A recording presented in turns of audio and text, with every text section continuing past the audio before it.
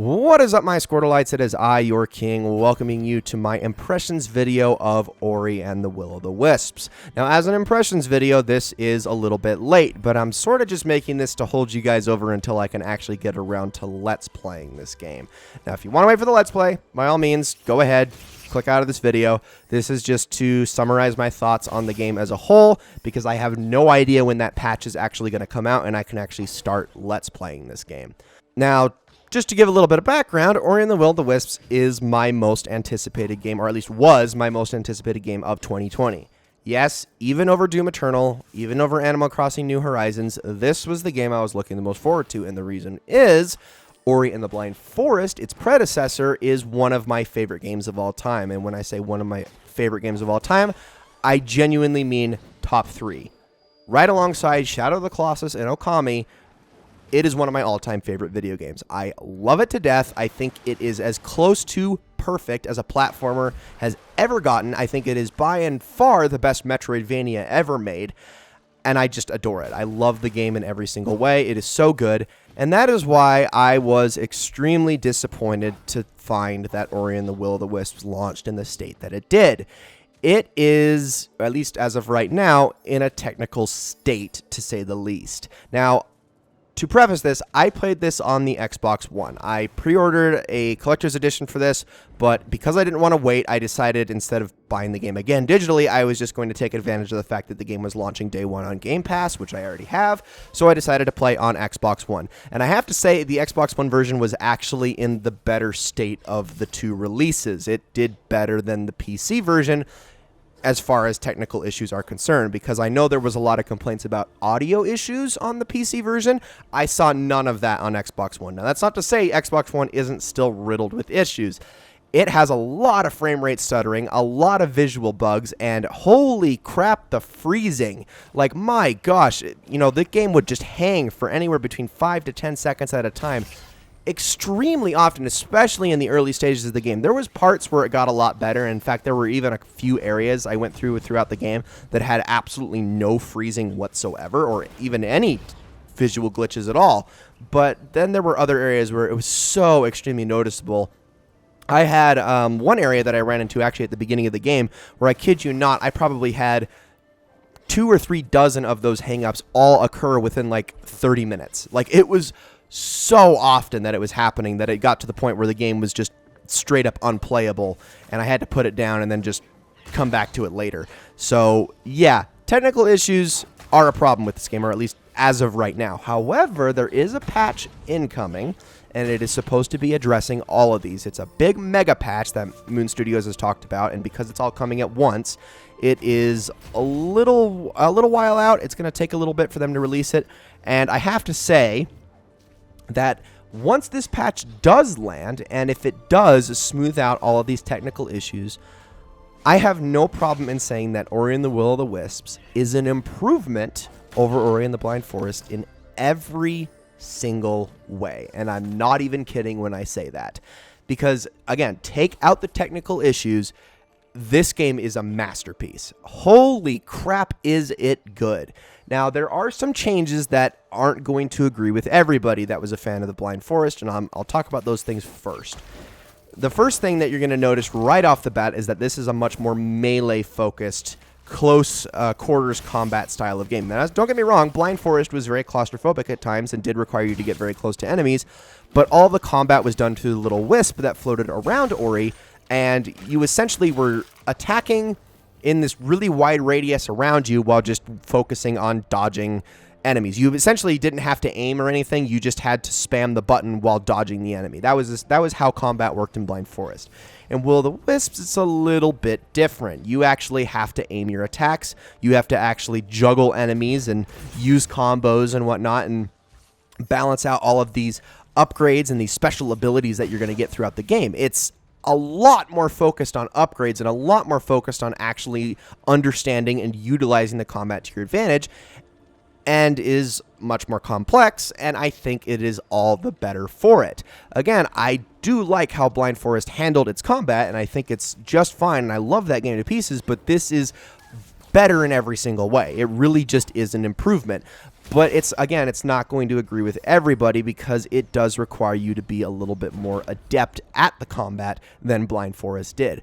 Does that make Will-O-The-Wisp necessarily harder? No, I don't think so. In fact, Will-O-The-Wisps gives you pretty much every option that you can have to not die all that easily, if that makes sense. So there are multiple different skill and upgrade trees that you're going to get throughout the game. First of all, there's your weapons, okay, that you'll be getting, because there's more than one weapon. The starting weapon you'll get is essentially like a sword that you just slash at enemies. You can slash it incredibly quickly, but it doesn't do a whole lot of damage, and you can eventually get yourself other weapons that utilize your energy meter, which in Blind Forest was used to save and also to use this one radius explosion attack, but in this game it is used for basically everything. Should also mention that Will-O-The-Wisps does not let you save on command like Blind Forest did. Instead, it has an autosave feature or function that is actually really generous, and I've never had any problems with it, but I know that there are some people that have complained about it. But yeah, it just functions on a regular autosave now. But yeah, the energy meter in this game is much more geared around your weapon usage. But you don't just have weapons, you also have abilities. But abilities function a little bit differently in this game than they do in Ori and the Blind Forest. The types of abilities you get do take cues from that game, and there are some that are just straight copied over, like a couple. But for the most part, instead of, just working your way up the ability tree, in this game, it's more about putting your abilities together to form builds, because you can only utilize so many at a time. There's like these ability slots that you can slot them into. Even if you have, like 20 or 30 unlocked, you can only choose between like anywhere between 2 to like 5 or 6 at a time. And so you have to use these builds to then enhance your playstyle. If you want to go with something that's a lot more reckless, then you can get or you can have all these abilities that allow you to heal a lot more. Or if you want to play a lot more passively and cautiously, but then be rewarded for that in spades, you can get these sorts of abilities that basically overcharge the effects of your weapons and your attacks and whatnot. And there's all sorts of different ways that you can play and put these builds together that add a lot more creative depth to the game. So the combat system is just, in general, an improvement. The RPG mechanics are an improvement. Let's talk about everything else, all the stuff that Ori is most famous for, and that is, of course, the visuals and the sound design, as well as the music to go with it. Now, obviously, the visuals are amazing. You can see that for yourself. You take away the performance issues and the visual bugs, this game just straight up looks better than Blind Forest, which was already one of the most aesthetically pleasing video games ever made. It might still be until this sequel happened. It is just a gorgeous game, and Will-O-The-Wisps somehow looks even better. I don't know how they managed to do it, but it does. Now, as for the sound design is amazing, but obviously that's not the major focus. Beyond the sound design is, of course, the soundtrack itself. Now, personally, the Ori and the Blind Forest soundtrack was always my #1 favorite soundtrack in any video game. Right up there with, like, the Journey soundtrack. I think it is incredible. And to say that Will-O-The-Wisps is a straight-up better soundtrack, I don't know if I would necessarily go that far. It definitely fulfills a different purpose, and it has a very different tone to it. I mean, they both operate on the same theme. Obviously, every soundtrack is almost always centralized around a specific theme, like a thematic melody, and Will-O-The-Wisp's thematic melody is the same as Blind Forest thematic melody, so it's very recognizable. If you hear it, you'll be like, oh, that sounds just like a lot of the songs in the Blind Forest soundtrack, and it does, but in certain areas it takes them to a whole new level or changes the sound and tone around to fit the locations a little bit better. And if anything, I can safely say that Will-O-The-Wisps is a perfect extension of what the Blind Forest soundtrack was trying to do. There are songs on it that are, you could almost argue, are better than anything on Blind Forest, but then there are also some that just have that just are really this there to be ambiance, background music, and obviously every video game needs to have that. And I mean, it's really, really good. Granted, the Will-O-The-Wisp soundtrack is a lot bigger because Will-O-The-Wisps is straight up a bigger game than Blind Forest was, but it's every bit as good as the first soundtrack was. I can't straight up say that it's better, but I also can't say that it's worse either. Now, as for the story, I'm not going to talk about any of that because obviously that would all be spoilers. I don't want to go into any of those sorts of discussions. That's why I'm obviously not playing any cutscenes in this. I mean, you're basically just seeing me mess around in the game and just farm enemies and go to different locations and whatnot in this background footage. So it's not like a whole lot is going to be spoiled for you. outside of the visuals, but this is a really, really good game, guys. Ori and the Will of the Wisps is fantastic. Now, Blind Forest, I wholeheartedly recommended to everybody that wanted to play it to go play the PC version. Right now, I'm just going to tell you to hold off. It's not worth picking up this game right now until the patch comes out and we know for sure that it's working.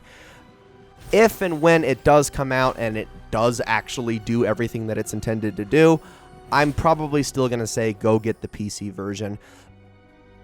But also make sure that you play with a good controller. Don't try to play this with the keyboard. It's just not going to work. I mean, to be honest, most difficult platformers just do not work with WASD, and this game is no exception.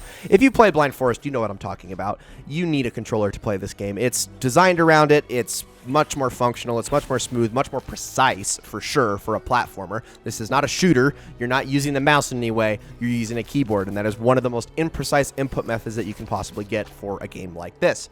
But yeah, that's pretty much all that I have to say on this game for now. Obviously, I'll have more to say during the Let's Play when it actually happens. But for right now, ladies and gentlemen, that is going to be it for this Impressions video. I hope you all enjoyed it very, very much, and I will see you all in the next one.